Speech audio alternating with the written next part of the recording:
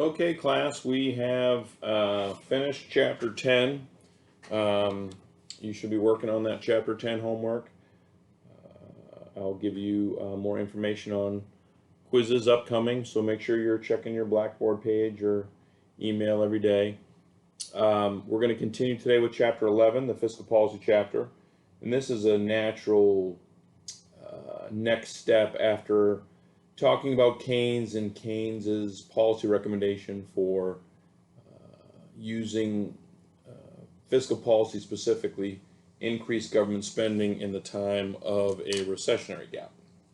So we're going to talk a little bit about fiscal policy. We'll first do some introduction, then we'll talk about kind of the different schools of economic thought when it comes to fiscal policy. We'll kind of talk about what came first, kind of this classical view, the laissez-faire, hands-off approach to the economy, so not a huge role for fiscal policy.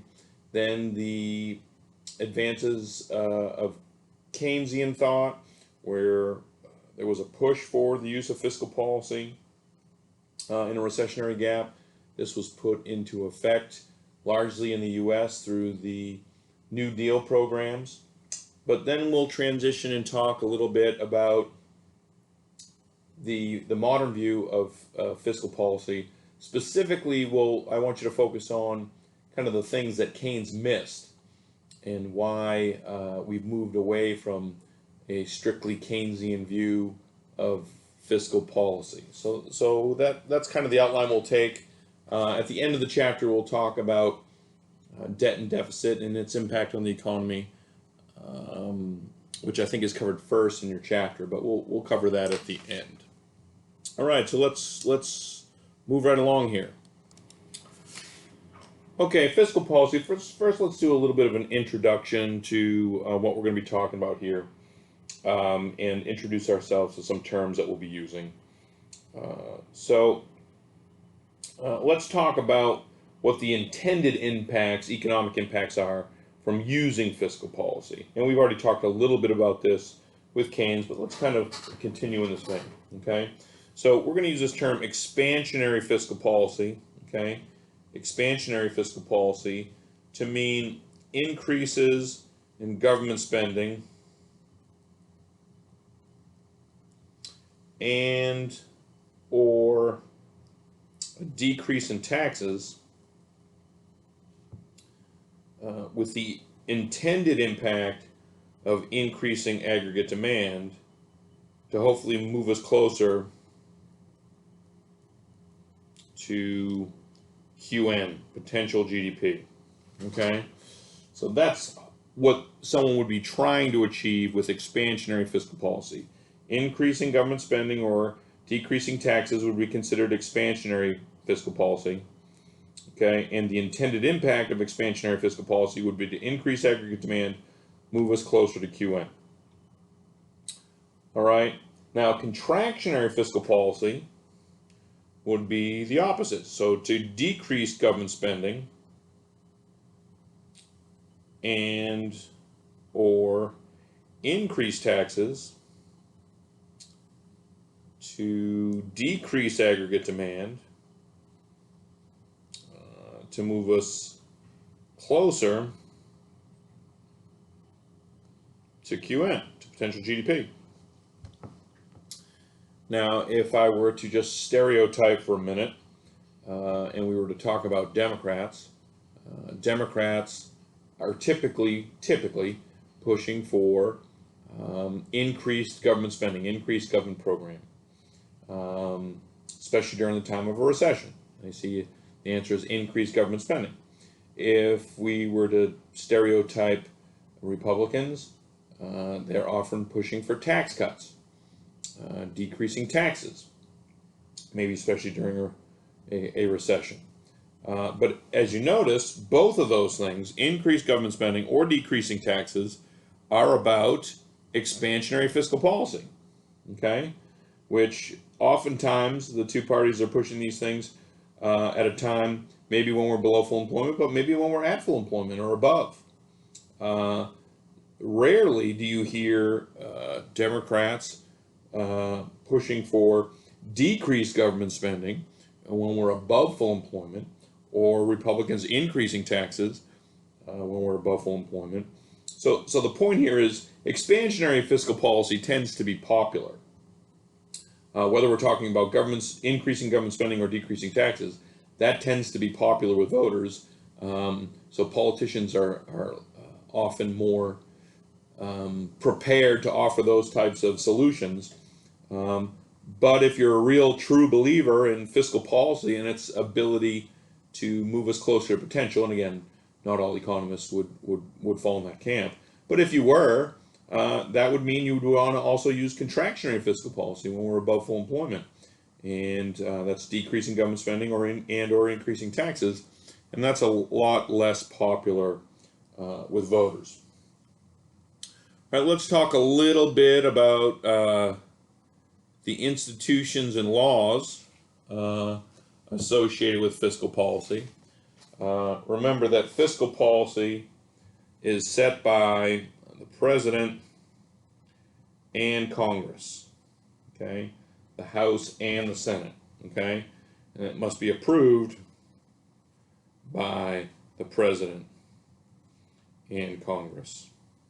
So we're not going to go into all of your basic civics today, but you know how it works. Congress is going to pass a bill. Most spending bills have to be initiated in the House. A bill would have to be passed in the House. It would then move on to the Senate, where it would also have to be passed. If it's passed by the House and the Senate, it moves to the President for signing. If the President doesn't like it, he can veto the legislation, and makes it much less likely that it's going to be passed, take a 2/3 majority.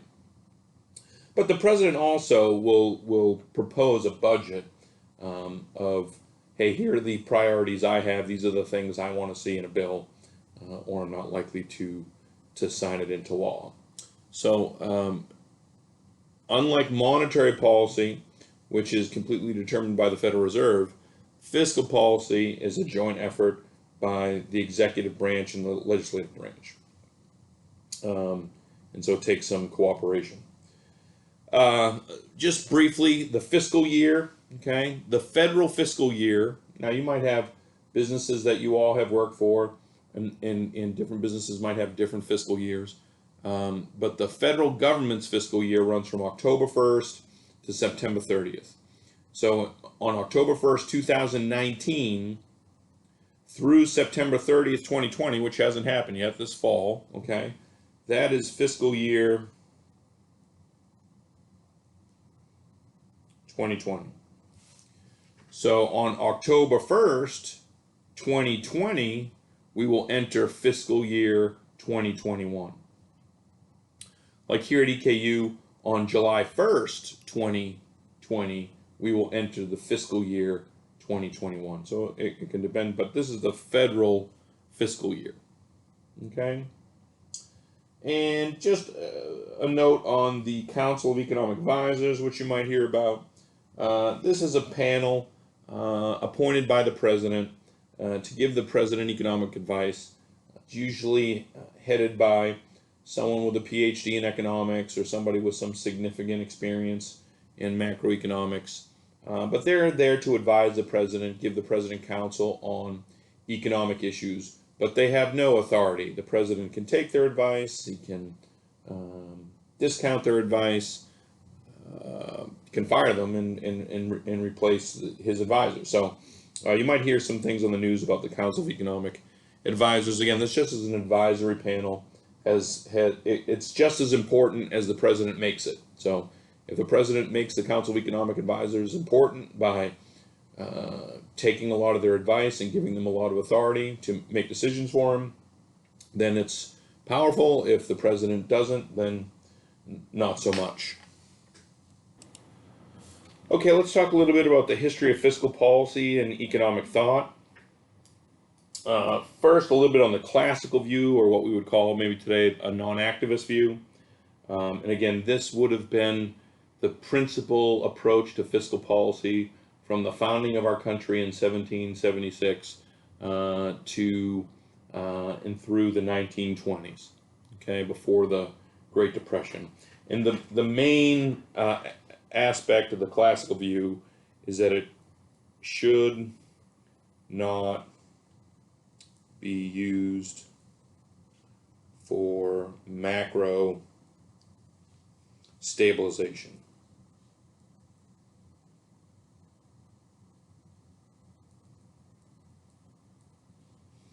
Okay, so it should not be used as a tool for macro stabilization.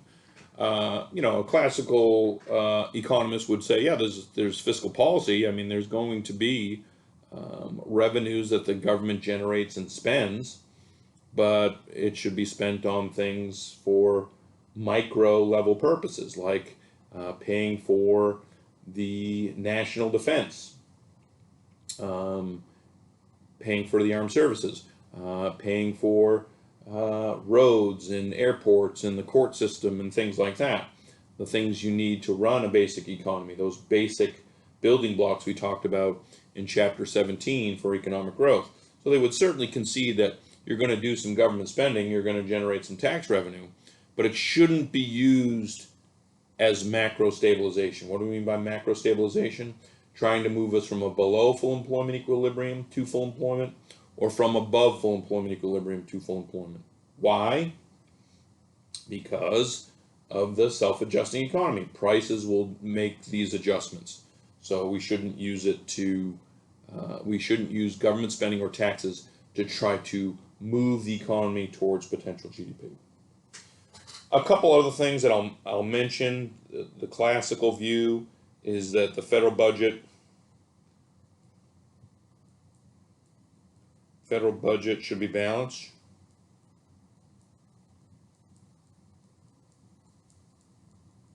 In other words, you don't run a deficit year to year. You don't have a national debt. We'll talk more about those issues towards the end of the chapter. And I'd actually like to see this. The classical view felt that all government spending should be linked to tax price. And again, I would like to see this. I'd like to see every time the government decides to spend on something new, we raise taxes specifically in a certain area by a certain much to pay for that program, so that people can see directly the cost of the program they vote for or vote against. This is how things work in Walmart. You don't walk into Walmart and just pick up all the goods and that you would like with no idea how much you will pay for those until you get to the cash register, and then they tell you all the prices. You want to know the price when you're deciding whether or not to buy, and whether or not to buy and what amount. Unfortunately, this isn't how the federal government often works. What they will do is promise you a program, and then we find out what it costs later. So again, just personally, this is something I would like to see. I don't know if I mean this or not, but I might even go as far as to say I'd like to see the federal government get rid of payroll withholding. You're used to getting your check for the work you do, and you just get paid your net. You don't get paid your gross. In other words, the government takes out federal taxes first. So does the state and local government. What I would like to see possibly, maybe I mean this, maybe I don't, is for the government to eliminate that, and you get your entire gross. Now you still have to pay your taxes, but you have to write a check to the government. And I think if people had to actually write a check to the government after they receive their gross, they might scrutinize more, where do these dollars go, what do they pay for. But again, that's just my personal opinion. All right, let's talk a little bit now about the Keynesian view, okay? The most, and we might hear this referred to as an activist view, okay? Why an activist view? Because the Keynes felt that you should use fiscal policy for macro stabilization.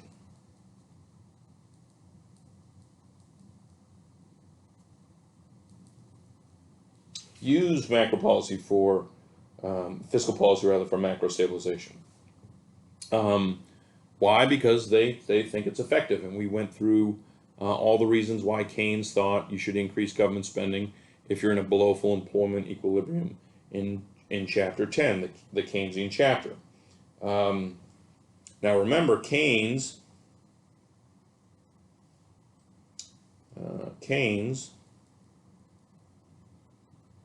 said increase G for a below full employment equilibrium, okay? Not decrease taxes, okay? So Keynes wanted an increase in G when we were below full employment, not a decrease in taxes. Remember, a decrease in taxes would shift the AD curve as well. Why didn't Keynes want to use taxes as part of his fiscal policy if below full employment? Well, it had to do with the multiplier. Now, we talked about the Keynesian government spending multiplier, right? The Keynesian government spending multiplier equals 1 over 1 minus the MPC. So if the MPC equaled, say, 0.8, so people spend 80% of their income on consumption, then the Keynesian government spending multiplier would equal what? 1 over 1 minus 0.8, which equals 1 over 0.2, which is 1 over 1/5. So the Keynesian government spending multiplier would be 5. We worked through an example just like that in chapter 10. Well, the Keynesian tax multiplier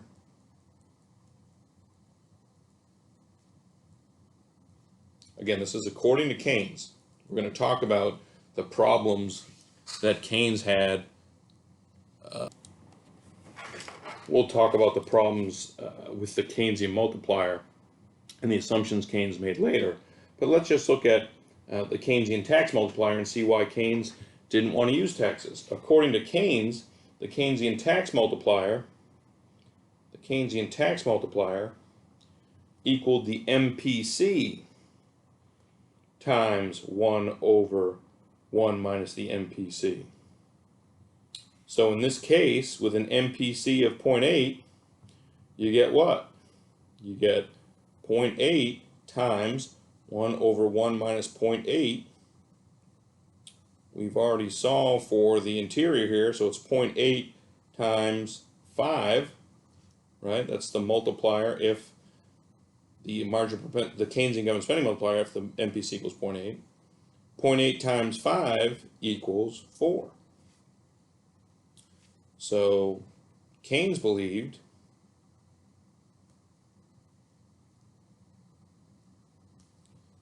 the tax multiplier was always smaller than the government spending multiplier. Why was that? Because when the government decides to, let's say, spend $100 million and the MPC equals 0.8, then what gets spent in the first round? $100 million. But that 100 million becomes income, and people will spend 80% of it. So what gets spent in the second round? 80% of 100 million, which is 80 million. What gets spent in the third round? Well, that 80 million becomes income. People will spend 80% of it. So in the third round, 80% of 80 million gets spent, and so on. We talked about that in in chapter 10. But the Keynesian tax multiplier, okay, the Keynesian tax multiplier is going to be a fraction smaller. Why? Because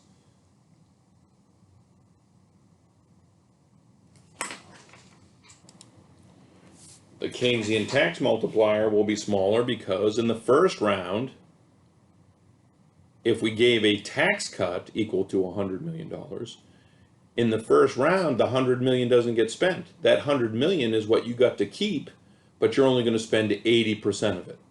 So basically, with the Keynesian government spending multiplier, in the first round, you can think of this as 1 times 1 over 1 minus MPC. In the first round, you get 100% of the government spending, but if it's a tax cut, if we cut taxes by 100 million, people are only going to spend 80% of the 100 million. So in the first round, we only get 80% of that 100 million. So that's the essential reason why Keynes never wanted to use tax cuts. He wanted to use government spending because the multiplier was larger. Okay, so we've talked about the classical view of fiscal policy. Then we talked about the Keynesian view of fiscal policy. Let's now turn our attention to a more modern view of fiscal policy. And specifically, as we go through this, I want you to notice what Keynes missed. Okay, so the first major thing that Keynes missed was crowding out. And crowding out kills the Keynesian government spending multiplier. Keynes was actually right in that the marginal propensity to consume is very high. In the United States, it's probably about 99% a lot of times. So people spend 99% of their income. Which means what, according to the simple Keynesian model? The multiplier is 1 over 1 minus 0.99, which is 1 over 0.01, which is 1 over 1/100th, which equals 100. So the multiplier, according to Keynes, would be 100. But we said in the real world, the multiplier is less than 2. Why? Well, one of the things Keynes missed was crowding out. And crowding out kills the Keynesian government spending multiplier. So remember so Keynes would recommend increasing G, right, in a time of a recessionary gap, perhaps, okay? And this will have a multiplier effect. But remember what increased G is. Increased G is the government spending money on programs or goods or services for who? For the taxpayer. And presumably, they're going to want to give things or provide things that the taxpayer wants. And if it's something the taxpayer wants, there's a good chance they were already spending money on that themselves in some capacity. So crowding out refers to the fact that increased government spending could lead to decreased private spending on both consumption and investment. Right? So remember, we want to impact aggregate expenditure. Right? Aggregate expenditure equals C plus I plus G plus NX. You should remember that.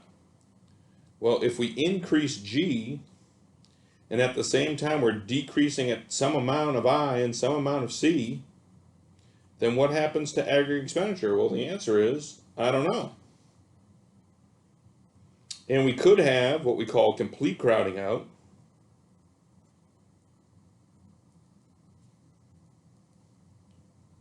Complete crowding out is if we increase G by $1, we're going to decrease the combination of consumption plus investment is going to decrease by $1.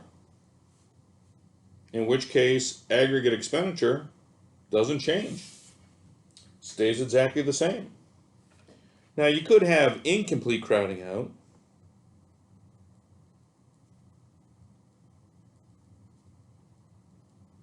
And in this case, an increase in G by $1 would lead to a decrease in consumption and investment by some amount less than $1.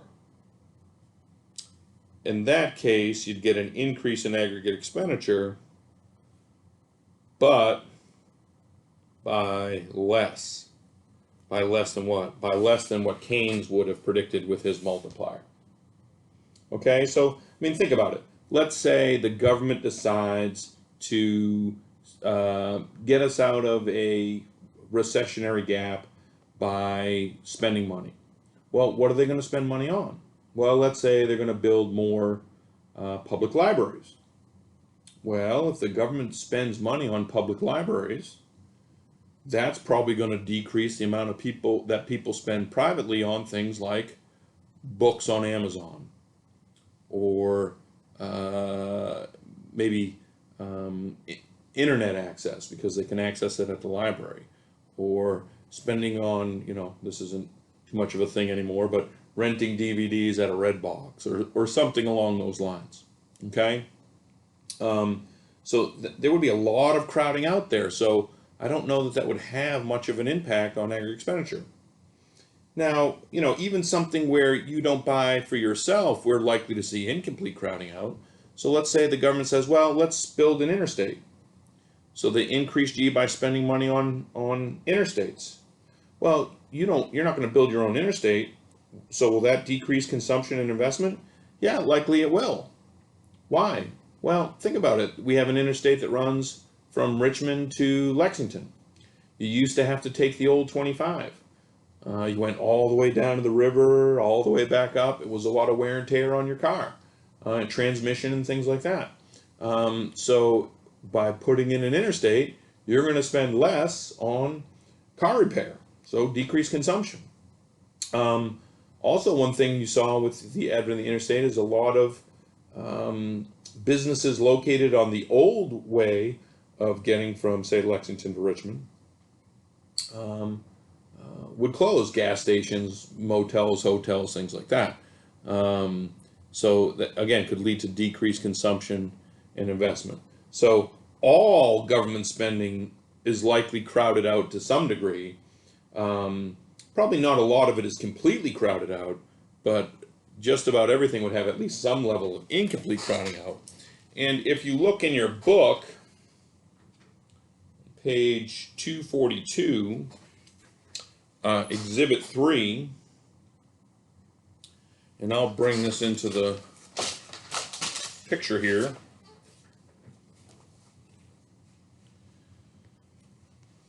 So here is Exhibit 3. So let's say we're at Q1, AD intersects with short and aggregate supply below potential, and we decided to increase G. Let's say we're using a simple Keynesian model and we figured out we have to increase G by so much to get to 0.2. Well, that would assume that there's no crowding out. If there's any crowding out at all, we might fall short of this goal, maybe 2 prime. So AD doesn't shift to the right as much as we thought. It only shifts to AD 2 prime, AD prime 2. So our intersection is here. We fall short with incomplete crowding out. And if there's complete crowding out, that increase in government spending won't shift the AD curve at all, because it'll be offset completely by a decrease in private consumption, private investment. So that's crowding out, and that's one of the main reasons why the Keynesian government spending multiplier is so much smaller than what Keynes would have predicted himself. Well, let's talk about, again, another thing that Keynes missed. So Keynes missed crowding out. He also really, because he was thinking theoretically, missed, at least in terms of the United States, the reality of the fiscal policy lags that would be involved. So let's talk about this. And your book does a fantastic job of this on page 243 and on. So I'm going to actually use it. So lags in fiscal policy, okay? What do we mean by lags? A lag is basically a delay, okay? So we're talking about the effectiveness of fiscal policy. Keynes was a huge advocate of government spending fiscal policy to pull us out of a below full employment equilibrium. Well, just how effective is it going to be at dealing with a recessionary gap? Well, there's at least 5 policy lags that we're going to talk about, or 5 delays, okay? So the first is the data lag. Remember, we've talked about this in class. Um, we're always looking at the past when we look at data. Data is by definition old. It had to be collected, processed, and delivered to whoever it is that's going to look at it and interpret it. And that takes some time. So we're already in a recession and have been, and maybe for quite some time, maybe as much as a quarter or two, before we see in the data that we're in a recession. So first of all, you have to wait for the data to come in to say that you're in a recession. Then there's this wait and see lag. So there's a data lag, there's a wait and see lag. What's the wait and see lag? Well, even when you see that you're in a recessionary gap with the data, usually people want to kind of be cautious and not do anything dramatic until they see how big is it? How long is it expected to last? How many people does this affect? So typically policymakers are not going to jump in as soon as an economist says we were in a recession last quarter. They're going to kind of see, is this going to continue? How long are we expecting it to continue? The third lag is what we call a legislative lag. So let's say the data comes out, the data comes out and we see that we're in a recession. We've gone through this kind of wait and see period and people now decide they want to act. So Congress wants to act. Well, what has to happen? The House has to pass a bill. That bill has to be then adopted by the Senate and passed, and then go to the president for signing. Well, the House passes one version of the bill, the Senate passes another version of the bill.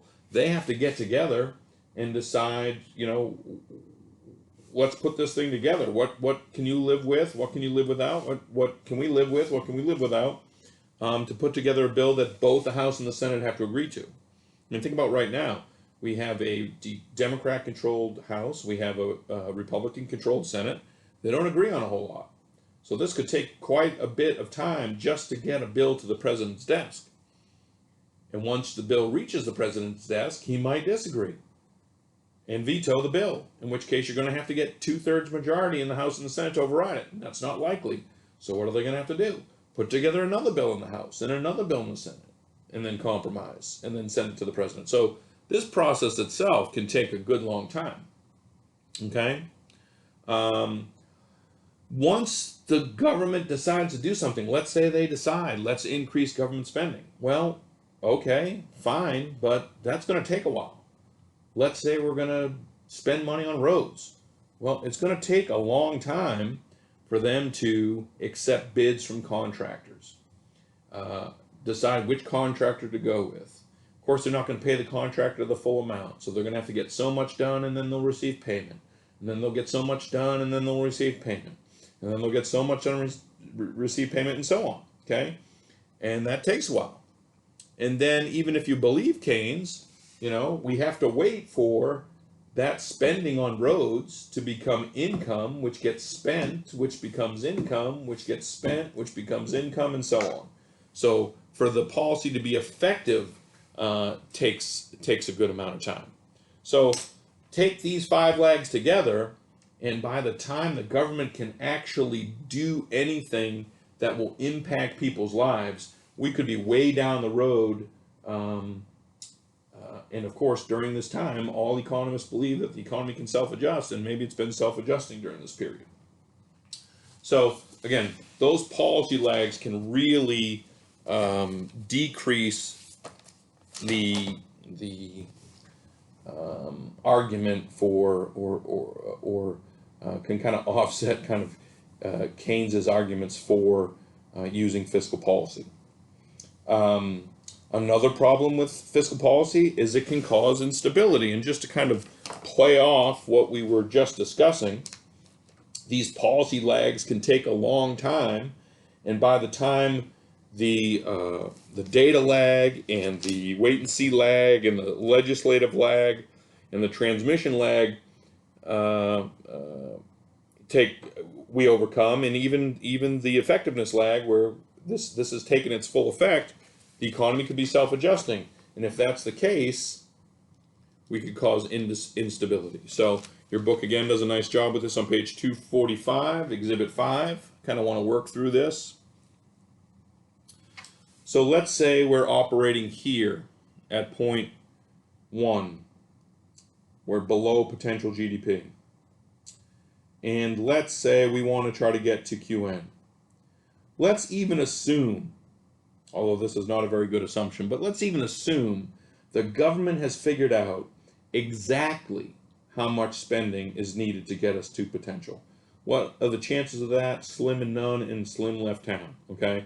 So this is never going to be the case. But let's just assume that the government figured out exactly to the penny how much they have to spend to get us to potential GDP. So they figure out exactly how much they're going to spend, how much they're going to shift 80 to the right, and move us to 1 prime. Well, with all the delays, what could be going on in the meantime? Well, we're here, we're below full employment, resources are underused because they're overpaid. While we're waiting for this government stimulus to overcome all of the lag periods, what's happening?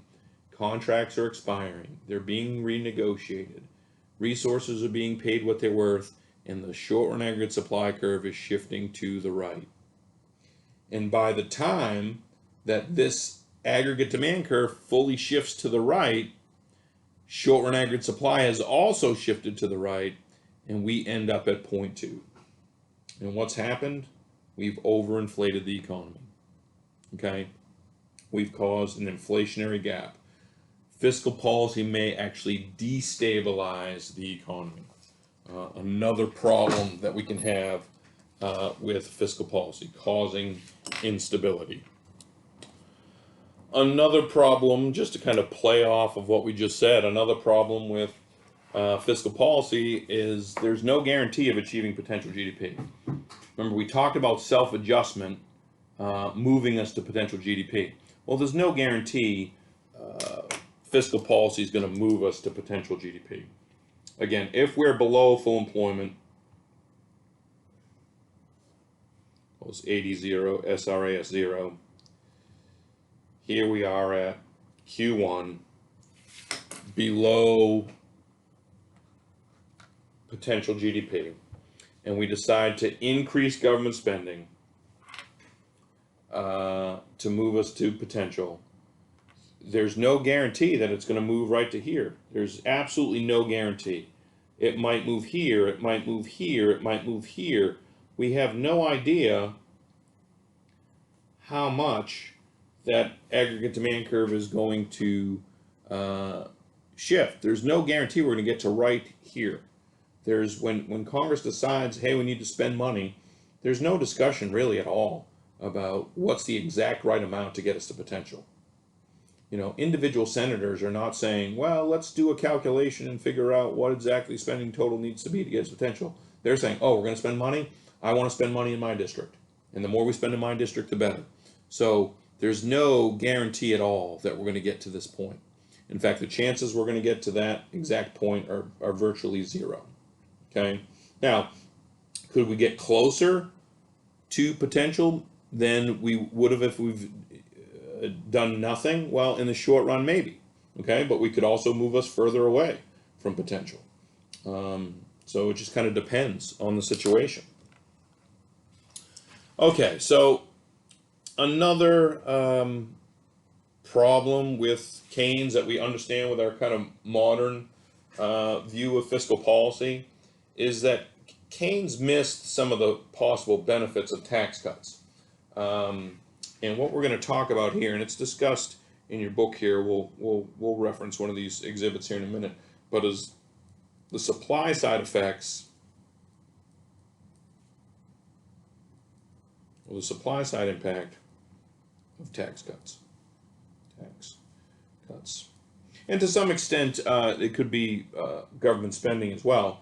But what we're talking about here is the fact that Keynes missed the supply side impacts.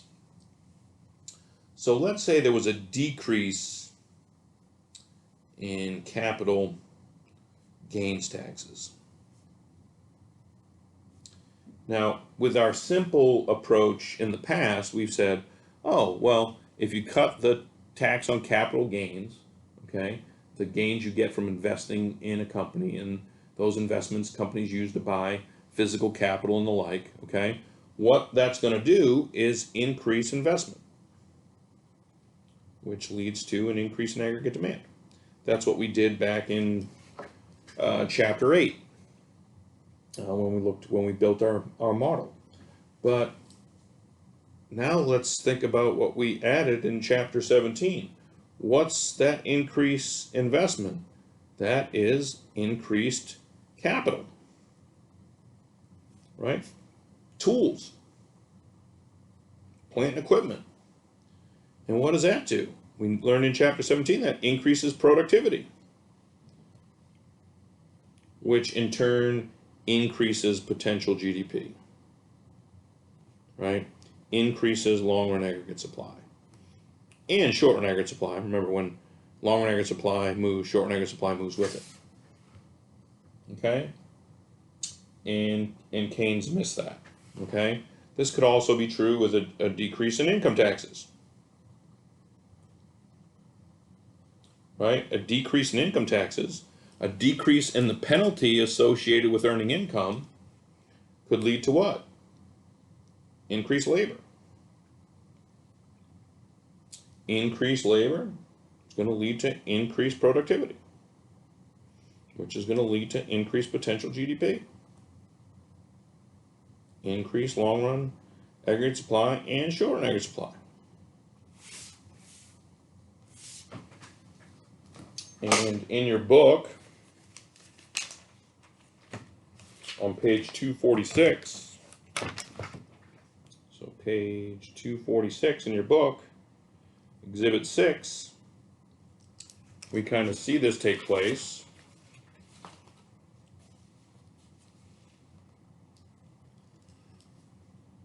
So here we are at the intersection of short-run aggregate supply, aggregate demand. And then there's a decrease in taxes, say marginal tax rates. That'll shift long-run aggregate supply and short-run aggregate supply to the right. This is growth in potential, growth we can keep. That's always good growth, okay? So part of the growth from a decrease in taxes is good growth, growth that we can keep, not just, a sugar high, increased aggregate demand. Let me give you build another graph, something I could ask, say, on a test or something like that, okay? I might say something along these lines. What is the impact of a tax cut if you include supply side effects?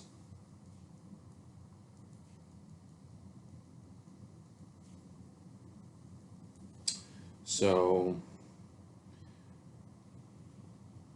remember, with our simple model, price level, quantity of real GDP, I'm just going to include a short-run aggregate supply curve and an aggregate demand curve, so the graph isn't so messy, okay? 80, 0, SRAS 0. So here is our price level, 0, and our quantity, Q0. So with our old simple model back in chapter 8, let's say, we would say, okay, a decrease in taxes. Well, maybe I shouldn't put this here. I'll put it over here. A decrease in taxes is going to lead to increased consumption, increased investment, which will lead to increased aggregate expenditure, which will increase aggregate demand. Right? That's what we did before. So the 80 curve would shift to the right. And what would we get? We would get an increase in the price level, PL1. We would get an increase in the quantity, Q1. Remember, we said, is this good or bad news? Well, I don't know. Did we move closer to or further away from potential? I don't have potential on here. And if I ask about a tax cut, just assume we do it the same way as we've always done it, just like this, unless I say include supply side effects. And I'll certainly do that at least a couple times on a quiz or exams going forward. So I will have a few questions where I ask you to include the supply side effect.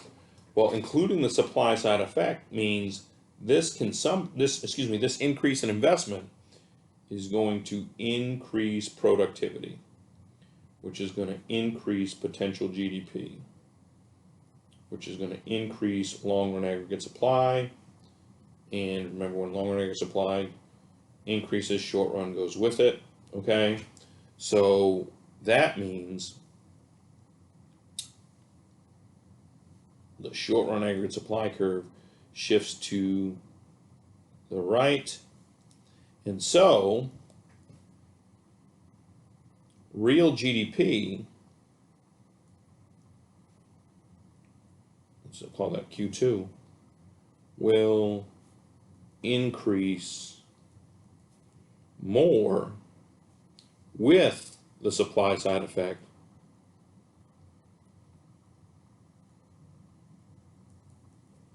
and some of this growth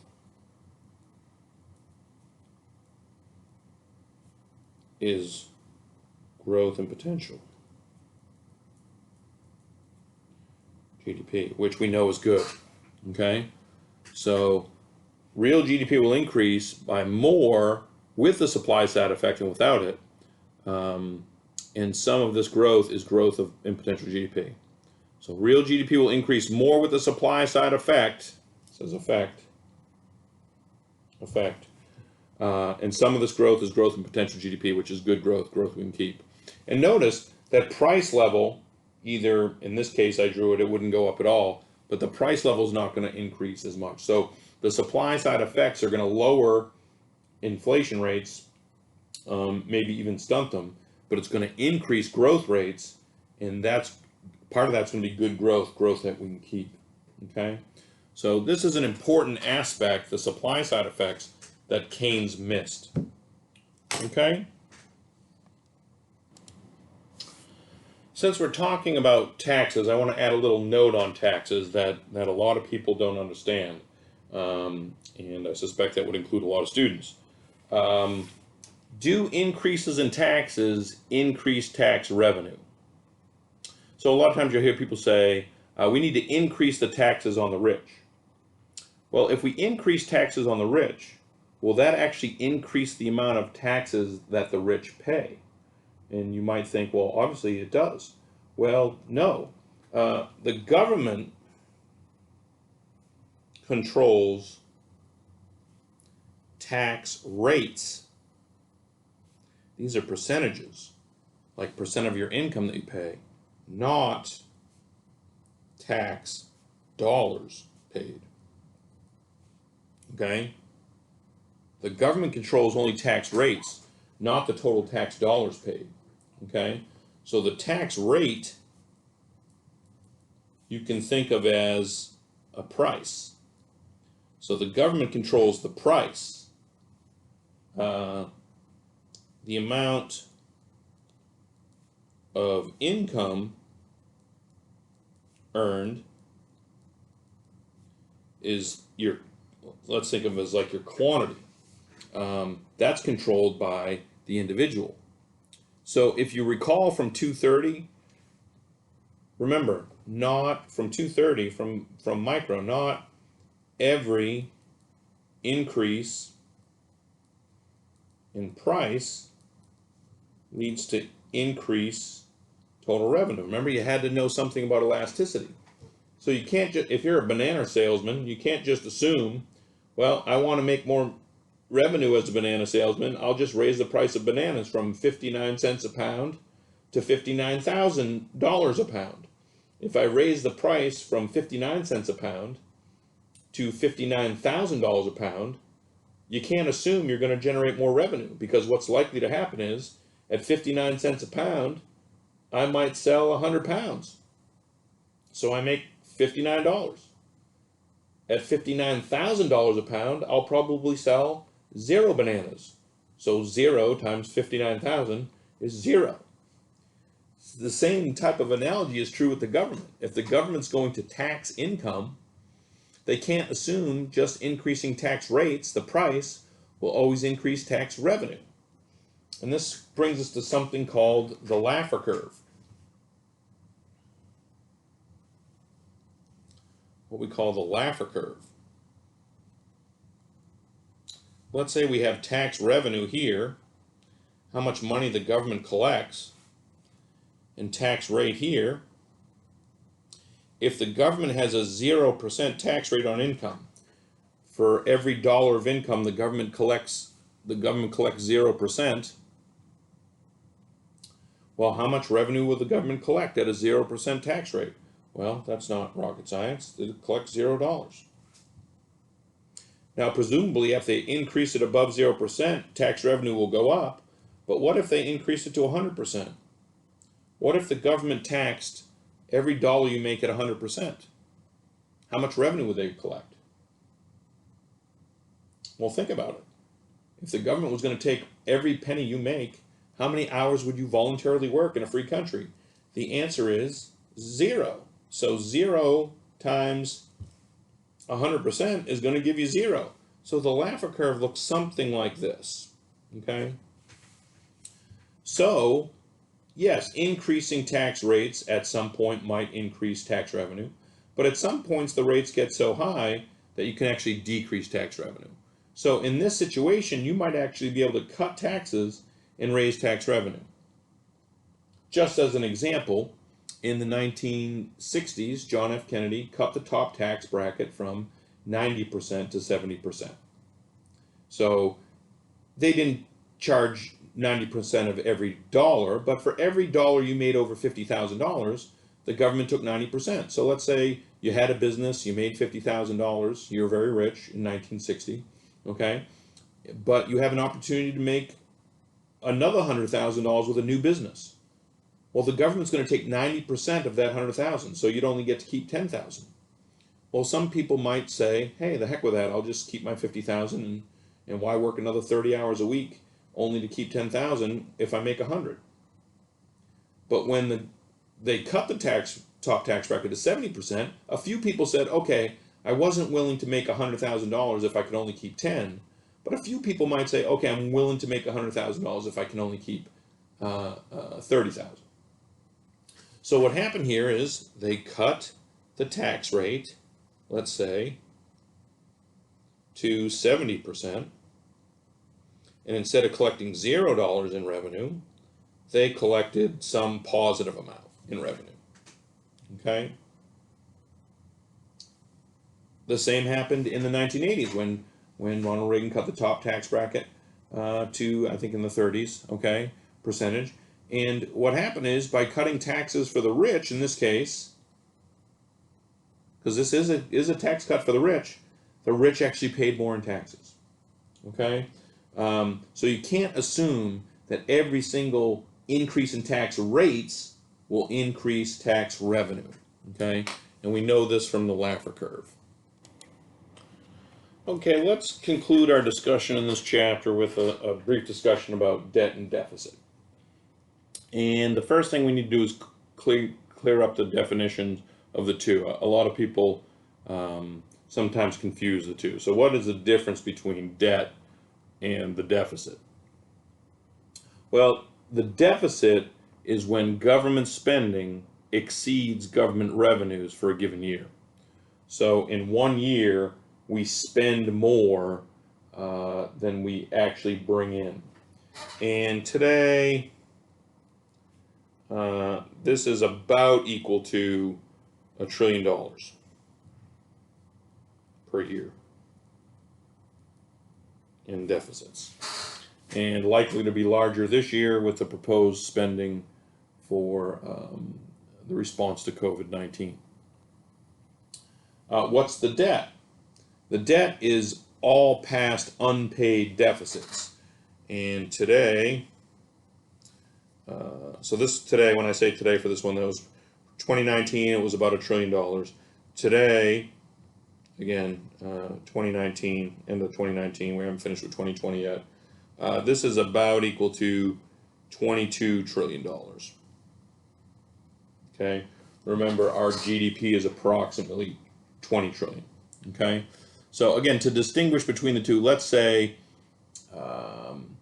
you're planning on, let's say it costs $10,000 a year to come to EKU, and through your own finances and money made available to you through your parents or whatever, scholarships, you can come up with $5,000 for the first year, but it's going to cost $10,000. So what do you have to do? You have to borrow $5,000. So in year one at EKU, you ran a deficit of $5,000. In year two, say the same scenario, you can come up with $5,000.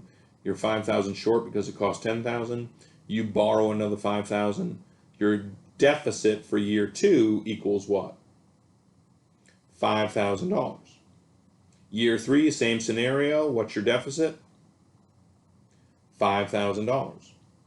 Year four, let's say because you do so well in economics, you get an additional scholarship and you can come up with $10,000. What is your deficit for year four? Well, the answer is zero. But what's your debt? Well, if you haven't paid off any of your loans, you still have a $15,000 debt. And that's the difference between deficit and debt. Now, is the debt or the deficit, are they problems? Well, they certainly can be. Right now, again, the debt is about equal to $22 trillion, and that's greater than our GDP, which is about equal to $20 trillion. And this starts to make economists nervous. This is a concern, okay? These numbers are so ridiculous, it's hard to imagine what they even mean. You know, are we worried about somebody that takes out a loan for $100,000?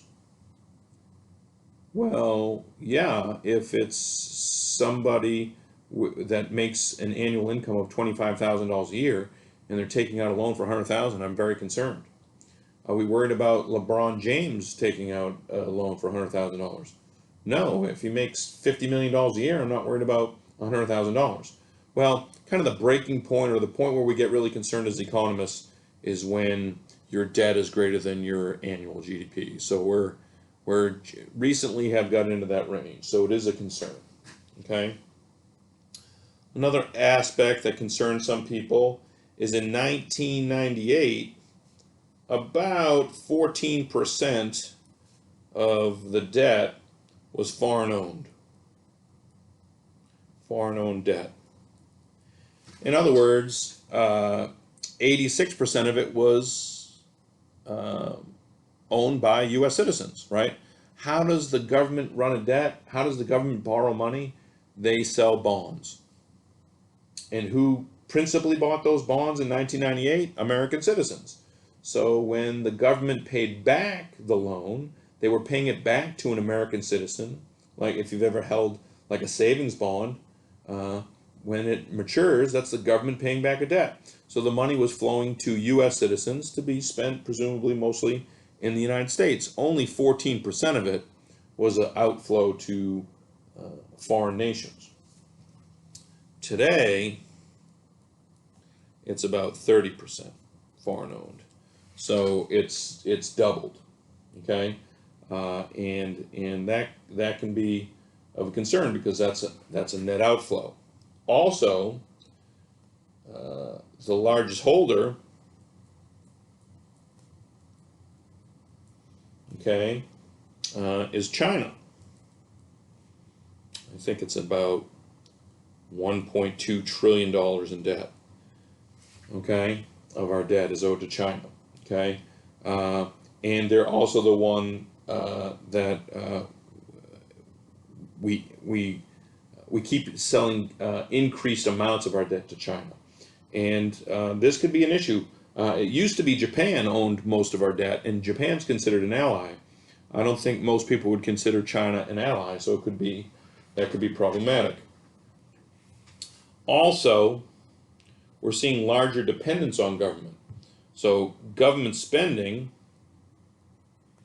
as a percentage of GDP in 2002 equaled about 18% of GDP. But today, it's about 25% of GDP.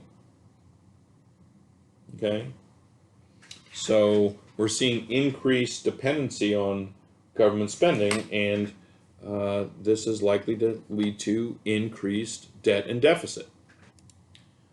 I mean, debt and deficit is also kind of a tax on, in a way, the unborn or the young.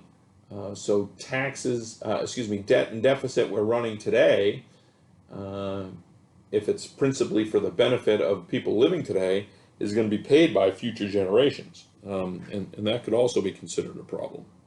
Let's now talk a little bit about the impact of a deficit on the economy, specifically on interest rates. So the impact of a deficit on interest rates. So there's the classical view. In the classical view, we'll see changes in the loanable funds market. So in the loanable funds market, it's basically the market where you go for a loan, right? There's the supply of loanable funds, and the supply of loanable funds is provided by who? Savers. Savers are the ones that save their money, so there's money available to be lent out. So savers supply the loanable funds, and there's a demand for loanable funds. The demand for loanable funds, and these are borrowers. And that will generate an equilibrium interest rate that people will have to pay for loans. Well, the classical view is that if the government decides that they're going to spend more money than they bring in, they're going to have to borrow money. Remember, our government doesn't have the ability to print money. The Federal Reserve is in charge of the money supply. So how does the government spend more money than they have? The same way that you spend more money than what you have. You have to go out and borrow it. So if the government goes out and borrows money, that's going to increase the demand for loanable funds. Borrowers plus government deficit, right? Because they're borrowing. And what's that going to do? It's going to increase the equilibrium interest rate. And we know that an increase in the interest rate is going to lead to, we did this in Chapter 8, decreased consumption and decreased investment. But we learned that decreased investment is going to lead to decreased capital, right, which decreases productivity, okay, it's going to hurt potential GDP. Okay, so that's the classical view. And again, you can see why a classical economist would not want to use deficit spending to pull us out of a recessionary gap, because it's going to hurt long-term economic growth. Well, how did Keynes or the Keynesian view respond to this? Well, they had a theory which was referred to as Ricardian equivalence. So again, we have interest rate, quantity of loanable funds. This is the loanable funds market.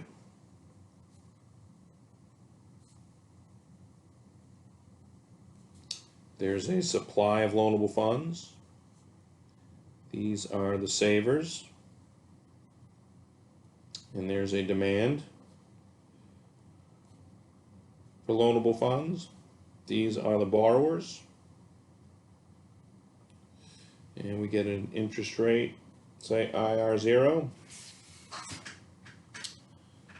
Well, what do the Keynesians believe? Well, they believe that there will be an increase in the demand for loanable funds, just like we talked about a minute ago, right? D prime for loanable funds. So they don't deny that. That's borrowers plus a government deficit.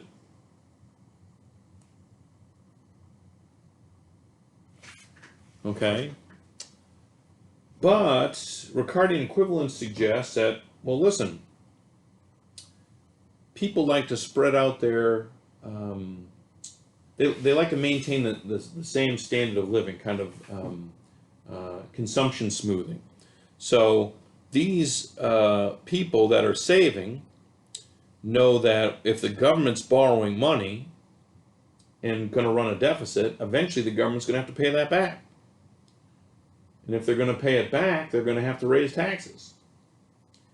And if they're going to have to raise taxes and I have to pay for it, and I want to kind of maintain the same lifestyle over time, I need to save for that higher tax bill now. So there's going to be an increase in the supply of loanable funds. This is savers plus savings for higher future tax bill. So they're doing their regular savings plus additional savings to cover that higher future tax bill. And what happens? The equilibrium interest rate does not change. So you can say that's IR1 if you want to, but it's equal to the same interest rate. Okay? So there's no increase in interest rates under Ricardian equivalence. So no decrease in consumption or decrease in investment, that being the most important. Okay, so there's no decrease in investment, so there's no decrease in potential GDP. That's the Ricardian view. So not surprising, the Keynesian view is, oh no, these deficits won't change interest rates, so don't worry about that. Another reason why we could use government spending. Well, what's, now that we have the ability to kind of test this, okay, what's the view today? Well, there's very little increased savings for future tax bills. So deficits lead to increased interest rates, which leads to decrease in consumption, decrease in investment, decrease in productivity, decrease in potential. Okay, so we do find a little bit of equivalence. There is a little bit of movement of that supply curve, but not enough for equivalence. And that's kind of the modern view of the impact of deficits on interest rates.